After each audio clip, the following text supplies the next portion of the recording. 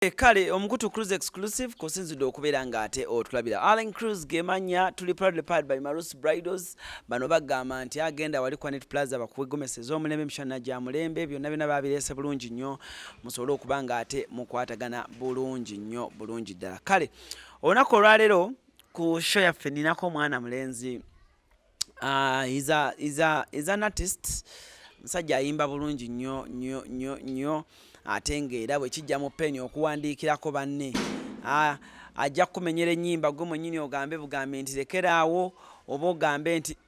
nolwo gwe waluwandiika nolwo aze ayamba abayimbi bangi nnyo. We met back in 2016 ayina akayimba ke akamuko obwensinga okwagala akayitibwa munda bwemu ku buyimba bwe bwensinga okwagala era mbuddamu awo ne mbuteekamu ne ŋŋamba omwana ono tamanyi kikyalina. Otherwise kasooka atubuuzeeko n'oluvannyuma tugende mu maaso naye naali musabye okutubuuzaako ng'atandika n'olwo oluyimba lolwa luyimba kyo training ku social media omwana frigato people them quick ntuse yaman anti Fyno a Fyno dem call me ntuse a Fyno ni waliwo nakayimba akalala ka trending ke bayita sabimanya kayimba ako bakagala abantu nno omutima go bagugubya leka ntukuzeemu love nenga mga wajikuba agoze kubanze nkuba ebidongo omutima go bagugubya leka ntukuzeemu tonton love wasigaza ntono ddala nze kankubiseemu tonton yesebo bamuyise Fyno soko ompeemu kali akayimba kankensinga okwagala munda ayongera munda tewali jambu waliwota okimanyi muno tuludde nga tweraba kubanga olulimba lwoyogerako lwa mwaka ki luyimba nno lukadde 2016 kwanze we nalumanyira ti mama nnyabo njikutte nako agannyabo enki omanyi mwagala nnyo ebyononese anyway Fyno nsanze okulaba nange nsanyuse balabako bannange cruise obulamu si bubi tubukwasaganya mpola nga bobimanyi naye kati ate tetukyakwasaganya mpola tukwasaganya nnyo abatulaba buli omu ayinza nsuubira ku sample gye tukuwadde endowooza otandika okureflectinga omuvubuka ono yaani ntandika okumanya Fyno ono nammanyira ku musajja bamuyita Beka Misuwa oyo yali promoter wadda agent by then nga ngamba nnyo mwana nakyali wange bamuyita Fyno awandika bulungi Fyno yawandikidde abayimbi bangi kibi Fyno briefly omuntu mbulye who is Fyno? Fyno muyimbi kyekisookera ddala n'ekirala ye muyimbi ateegombako kuwandiika naye ekyokuwandiika yalinga calling nga tusajidi naye nga gireceiving so nze nakera ku makya nga njagala kuyimba kubeera muyimbi naye mukama ndowooza naye ateekawo afuna asooka kuinvestingamu n'alyoka akola ki nalabira awo calling y'okuwandiika ng'empise so Fyno musajja muyimbi muwandiisi industry n'ogiyingira otya? Industry waliwo omuwala bamuyita Rodake onaku zino ali UK abeera UK kati omuwala oyo kweninga nga ayingirira industry naye nga before waliwo kale ebire abalala bali emabega ba producers abedda natandika nabo nga nabo baali bakyeyiya mpola naye kale official okuyingira this commercial thing Rodake oyo gwe nasooka okuwandiikira oluyimba lwe bayita mpakana mpakana agambwe kali awakayimba kati awo entandikiro yingira industry awo Spice Dana bwe yawulira mpakana naye najja ne mukolera tekinnanta then Spice Dana awo nanconnectinga kuba B2C ne mbawandikira njabala nasooka kuwandiika njabala naye lwakuba bate lwe basembayo okuta kubanga nakwataganira nabo ku njabala nga Bobirash oyo yasinga okuba kyaliwo Bobirash yajja nanga ye yali azze muwandiikire verse ngagamba mwana jalo nyambeko muraga kati bali bwe bawulira nga mpandiise nabo ne bagamba omanyi olimba luwandiikire ddala lonna bano ba mistali ne baani nesooka mpandiika njabala naye sirwala asooka okuteebwa kati bwe nali nakatanyi bwe nakawandika njabala ate Spice Diana ne bako oluyimba awo lwe bayita tuli kuki abefutwande babawaniza obupande tuli kuki ate naata bwalwerizinga bano ne bajja ne baŋŋamba naffe kati tusooka otukolereyo single gye tuba tusooka okuta kwe kuwandika tukigeza then tukigeza neeteebwa then ate wandika tukigeza from the start to the end.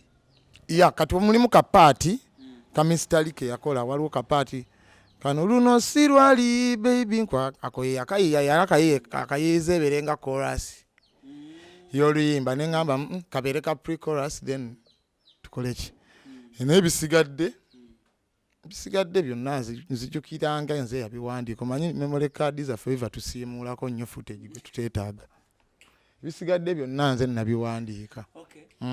Fyno singa omuvubuka bangi nnyo abavubuka bo-inspirinze oli omu ku abavubuka ba generation yaffe abavubuka abato naye nga balina peni ennungi ba songwriters teba-appreciatingiddwa kimala naddala bwe kijja mu kwa credits newankubadde abayimbi abo basasula naye okuwandiika kuno omuntu oluusi agamba nti okay Fyno yawandiika tukigeza atugambye yawandiika nyo bannange kati ate nyingi tuweeko just list ne kwebyo brands kale kati tukigeza si breakthrough y'abagundi like kati nsobola kwogera ku brands ze Katonda zansobozesezza okuyisaawo Grenade Grenade nani Grenade oyo oluyimba lunkuloga si yali breakthrough ye kati nkuloga nali ne muno mutabani wa Bebe Cool Alani Hendrick ngenda wao ku studio ngaloni akyakolera wa remix ngaloni awandiise oluyimba olwo ng'aluwandiiseeko chorus nga balina chorus fazali nkuloga then nenkole nali ngenze ne Alani kumukolera luyimba nensangayo Grenade nga bakakolako ekyo naye neluyimba nendumaliriza nasanga bakolede bawandiise chorus yaabwe nendumaliriza so kati nsobola kwogera ku brands nti B2C nina Rose olumya banno si yali kaguje ezumukuguzi kaguje olumya banno Spice Diana nakeza kono kwatamuko ku Miki Wine awo nimwandikira oluyimba duka nako olujukirira olwe nimba kupanga yali amaze banga nga market nga ebipya tayina munnyo bipya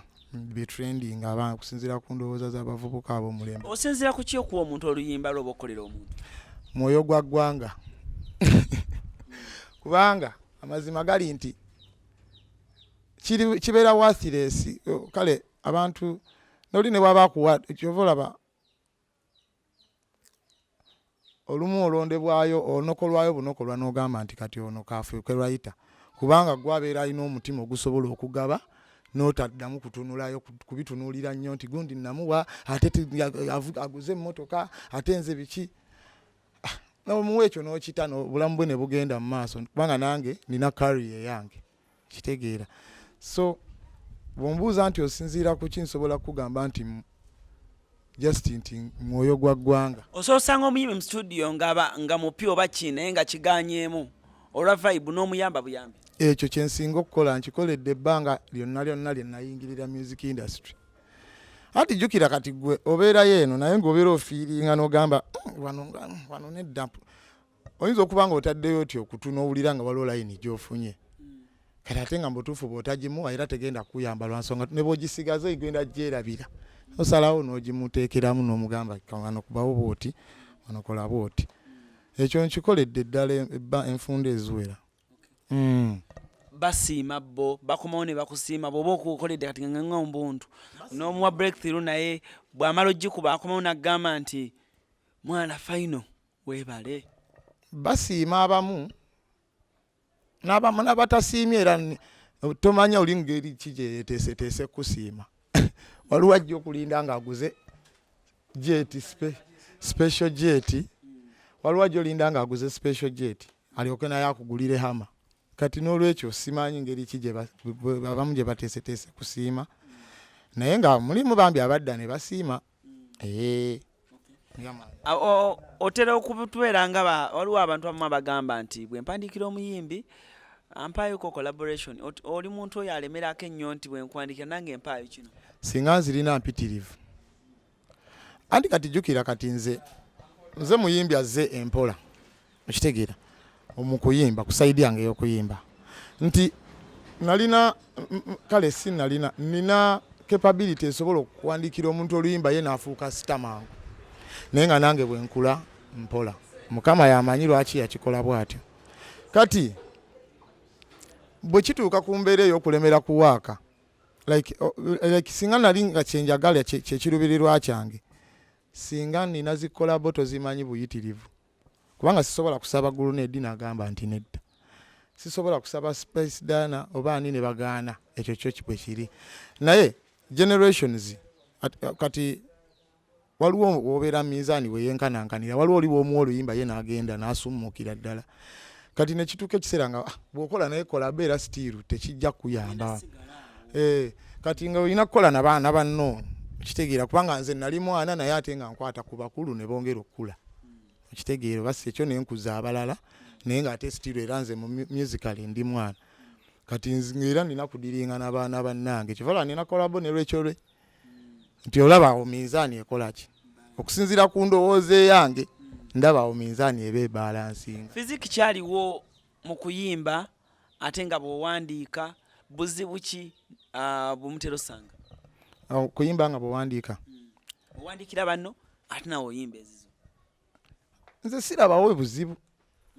nze nga nze buzibu nalinga Justin disiki nene sinadi disiki kubanga content ampitamu buyisi nange simanyi gyava era bw'ombuuza mukikola muti okuwandiika sijja kuwa theory yonna kuba simanyi vibe nja kugamba vibe kati biseera ebisinga sina buzibu bwenkisangamu ekyo ekyokuwandiika nga bwenyimba muyimbi mu industry eno mulimu abakyala mulimu abasajja naye muyimbi kigwogamba nti omukyala oyo buli lwentuula awo nina n'akayimba kange nakatereka eyo njagala okukamuwa oba kale ng'owulira bulungi oba wandiwulidde bulungi ng'ayimbye piisi yo ekyo ekibuuzo kiraba sijja kulimba sikiina siddanga kakala awo nenfuna ekyo oba lwakuba kale nakeera mangu okulaba abayimbi siddanga kati siina gwe nzira okwegomba kuwandiikira ekitegeera like siina gwe neegomba kukolera just nti eyegombye okukolako nange gwe nkola kuba nange content wange mba mwagala nange muyimba eri abantu naye yeegombye okukolako nange yajja ne tukola so nenga mulimu kale era abantu boddawo n'ogamba nti anyway bwobanga nsobola okufiringa proud ng'omuntu mukoleddeyo oluyimba naye ani munoonya mu mutwe gwange simulaba awo tukiveeko ekyo okay. Fyno bwetugenda ku music wo ofulumya music wo abantu bano abamu kuba okoleddeko olina baofunya abakusapootinzeeko konoba olinaga nti Fyno akayimba baba kaka ka promotion teekamukko okukwatirako mulimu bambi abakwatako kati nga muto wange gulunedi najja nakuwaayo nga nakwokyayo kaawo agamba mwana kayimba video gira ngoye nzigize mulimu mwani nina rozi bani kale batono banamulire ffe tugamba nti abayimbi tebajjukira naye gwe abayimbi b'okoleddeko bakujjukidde oba naawe yonna mwene ewammwe bwe kiri kati kirabika ekyabayimbi toyagala zati sibifaako naye kirabika omuyimbi gobeera senta ya kati gwe nga gwe Alan Cruz boli nti noli presenter biki nti ye aba akupiikingako ekyo kyakwetaagako agende mu maaso tali mu kubuilding a relationship user omuyimbi ndowooza bwati bwe ya buildingibwa ate bw'okiteekinga bo at heart notandika okubalaba mu ngeri eyo ey'okubanga nno nti nno onyiiga biki oba ogenda kukyawa music industry gwobeerawo just kubeera nga muntu bakupiikingako data bagamba ono data mujja wa Alan Cruz katugendeyo tukifune ng'ayitamu era wabaddemu okukyetaaga ngadda akifuna olabyeko omuyimbi tebalina budde tetuba na budde ego ge mazima olabyeko omuyimbi ataawa nga abadde akuba hita kati nemubula nga yali kyaliwo nnyo ogenda okulaba akomyewo ku ssimu yo nti muganda wange bakomawo era nembawa anti lwansonga nze sikiteeka ku mutima bakomawo oli omuwandika ne wayita emyaka ng'ebiri nadda era nemuwa kubanga kati nze Katonda bw'ati bwe yamprogramminga nsobola yampa omaanyi agakikola kati ye tagalina gamuweddeko kati anoonye maanyi mapya nze kiri costless nze nkifuna for free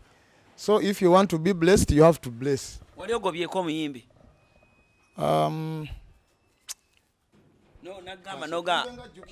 nogamba nti blood kati nsobola kusooka kuteekerawo just distance nteekawo distance naye era bw'obanga oyagalidde kyoyagalira distance ngiteekawo ng'okifunye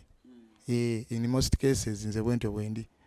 Abatulaba omwami ono mu 2016 2017 ndowooza gwe mwaka ogwakasinza okuba omubi mu bulamu bwo gwe wafuniramu accident n'omenyeka okugulu n'omukono. Mu kiseera ekyo wali okoledde abayimbi abawerako era balina ennyimba mu kiseera ekyo. Banaye mwenamu abayimbi bwe mulwala wafunayo omuyimbi ajja ku kitanda okulaba oba wafunayo abo abaleeta Katonda. Embeera eyo yakuyigiriza ki era ojjukira ki? Embeera yali epima mwoyo gwange either okunyigira abantu oba si kyekyokutegeera ebintu. Nategeera butegeezi bintu bimu ne mmanya nti abantu abamu kale like kati gamazima gali nti abantu bajja baali bangi kati nze ku kitanda awo kati kagambeyo ekintu ogenda kwewuunya ku kikubuliri awo we nali katanda ate nali mugagga nga nina ssente nga n'abamu bakyaliba nga bamu bajja okunkyalirako ne mbasiibuzaayo omugaati kanti bampa ebintu byali bingi ne ssente nga mbeera nazo nga nnyingi nga nzirina nga nina ssente naye ekyabayimbi kyo gamba mbuno abayimbi baagira kino ekyo kyo abayimbi nga bwe nagambye bo bapiikinga gundi ekitegeera kubanga jjukira ebyo biseera waliwo embeera y'abantu okubeera nga bakola sitanti mbw abeere mu mawulire so kati n'abatajja sijja kwewa nsonga ennyiiza lwaki tebajja be bamanyi life moves on kubanga era nawona. Oli omu ku bayimbi abatono be nasooka okulaba nga oyina famire ku myaka emito ng'obeera ne famire okyabeera ne famire eyo ne mukyala oyo gwe wayina bulungi nnyo nkyabeera naye era tugenda na muzadde lyakubiri muwala wange yakuze waali awo then tugenda kuzaala n'omwana omulala very soon tugenda muzadde ddala yaman. Omuvubuka akulaba yeebuuza nti how is it possible kiba kisoboka kitya era okivuga otya okubanga ku myaka mito oyina famire femu tekufuze abaakabi obalabye nosigala girlfriend wo mu respect nosigala nga ewaka oyina era kiki kyakuleeta okukola famire amangu? Omanyi omukyalo oyo mukyala wange twatandika kuva buto like is been my friend since senior 1 wetwamitingira senior 1 kati tuli baana bato naye love byate enkulu nnyo kitegeera nti twatandika tuli bato nnyo si gamba mbu twegadanga tuli bato twasooka ne tubeera ab'emikwano kuva senior 1 nga paka senior nga bona gamba nze nakoma mu senior 4 naye mwe yakoma ate nga yakikola ku lwange olw'okuba nze nsitopinza awo naye ng'awulira nange sikyayagala ebyokusoma nze nenyingira endongo yange kati in short kale nze namwonoona kitegeera so kati tuzze tuyita mu bingi kyovalaba tusobodde okuwangaala. Naye muyimbi yayimbako yali muyimbi n'amala n'agamba endongo n'asooka abipowa anti jjukira nga ssebo buli omu microphone abasajja nga bomanyi music industry yebiseera ebyo alani kuluza abayagala sebo naye oyimbireko ku microphone ye omulundi omwo noli naye ayagala oyimbire ku microphone ye nani n'agamba gasiya bulolo nze munneesonyiwe mbadde sikitegedde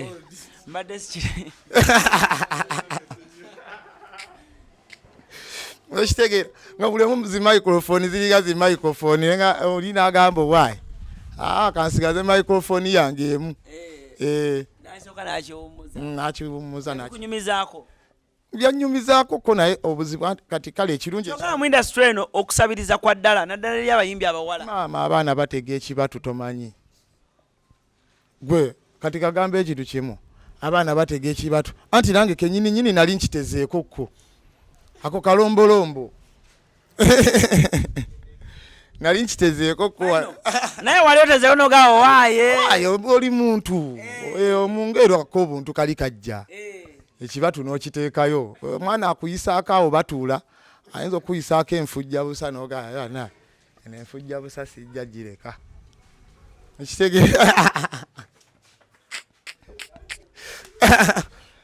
ekibatu n'okiteekayo ekitegeera so ekyo kintu kya buntu so era bannaye bakikola n'abakikola eyo bannaabwe banemuleke kunenya bantu kikolwa kya nawe wali okitezeeko ekibatu alani alani totegangako kibatu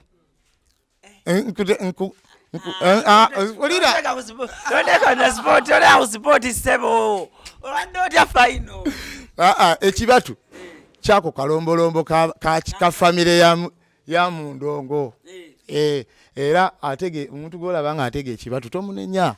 olaba kati bintu byeri vice versa kati n'abawala batege ekibatu ekibatu kiringa ekibatu oba kyekiwoomesa endongo ndowooza kyekizaala n'amawulire era ogenda okuwulira nga guluneedi yateze esimanya ekibatu ewazali ate azali yateze ekibatu guluneedi kale binyumisa byebiginyumisa byebigireeta byeziringanga spices spices z'endongo watega ne bakuwa ate kati olagawa naawe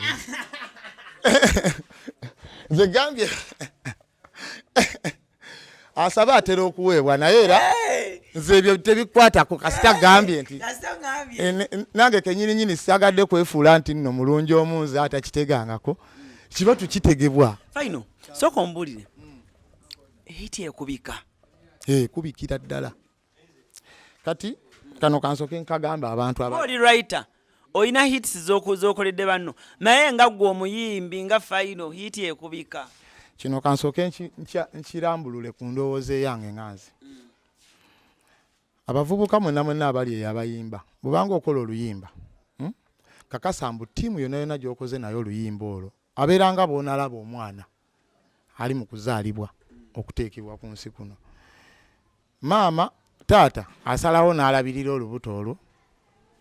maama naye n'asalawo olubuto olwo n'alukuza n'omusawo agenda okuzaalisa naye n'akola bukubirire alabe nti omwana oyo azaalibwa bulungi mwewalenga nnyo ekintu ky'okubeera nga oyusing kale omuntu producer oluyimba olugjeyo tolugjeyo mu mirembe kitegeera producer ali akukkuluma writer akukkuluma gundi promoter akukkuluma presenter kale oluyimba process mwerufulumira ekyo gye bayita hit kivala oluyimba lusobola okuvayo nga si lulungi naye olw'emikono egyo egirukutteko luba ne blessings nti no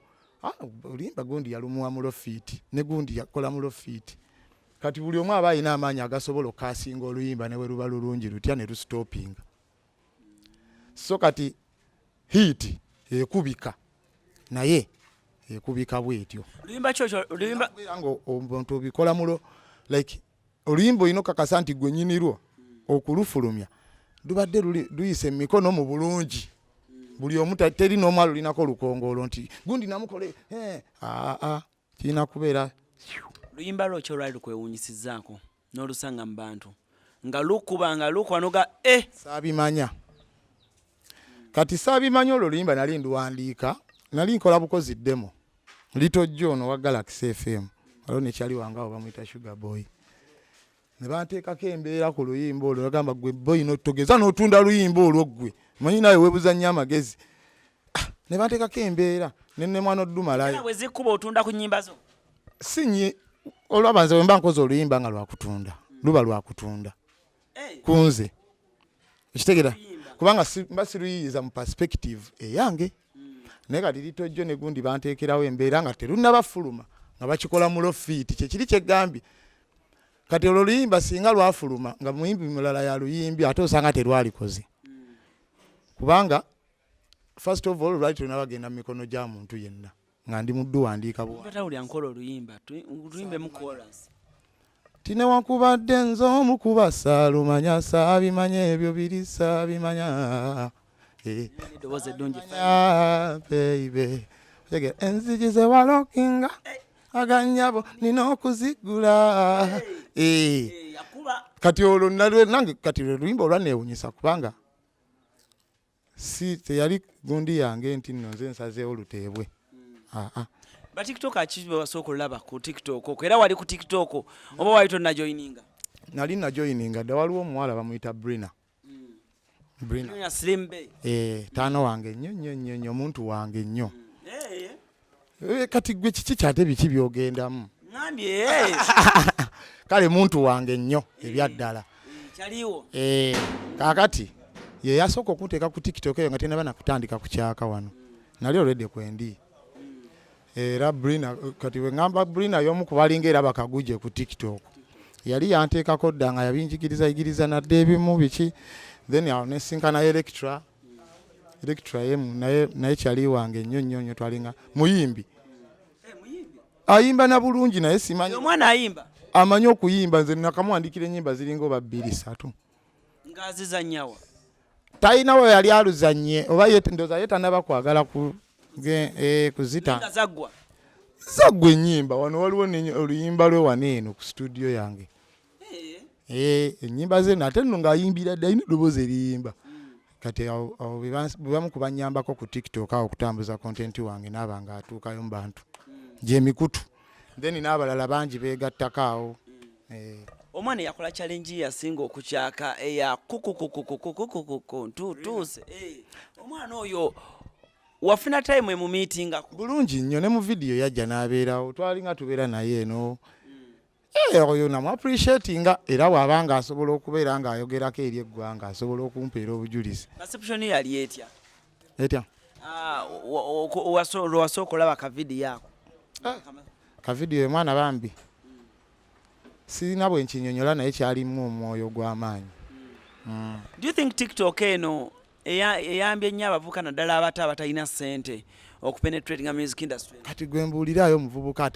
ng'akubye hiti nga teyise ku TikTok ennaku zino kubanga abasinga ye baleese platform anti kati jjukira eri ku ma TVs ne radios yes z'amaanyi era zikyayambira ddala naye abaana baba batya nayo omwana aba atya nayo kati ayinza okulaba TV yaawo kati nanoonya natandika ogamba kati ntandise ntya ntendabaani asikaali ndabaani ngambe nti ki ekitegeera ziri platforms zagejja nnyo ne zituuka ekiseera nga zitiisa abaana abato kati naye wano TikTok omwana yeggalira mu kisenge kye ne yeetunuzaamu essimu kayimba ne bakateekayo wali bintu kale kyayanguyamukko ku mbeera kati eri platform eziri ennene eziri TVs biki egenda okujjamu olwedde nga omwana wano kimaze okuwewukako n'omwana wali aba asajja kuddemu abakimanyi kati wano so ogenda ku TV nga oba balina sente ze bataddemu eziri awo si sente nnyingi kiri awo waliwo ne bavubuka bannaffe nga yalina ekirooto kyakubeera videographer ng'akwata zi video nakubira esimu nakusaba nagamba mwana kayimbako kano kalungi mbadde nkusaba tukakole video naye funayo funa engoye fune biki tushooting nebiggwa naye ng'ayagala yitirawo erinnya lye ligendeyo then atandika okukola ku ssente oluusi banaakwatira video n'agiteeka ku social media platforms zo ba YouTube ye n'afuna aba subscription na biki ensi egenda ekyuka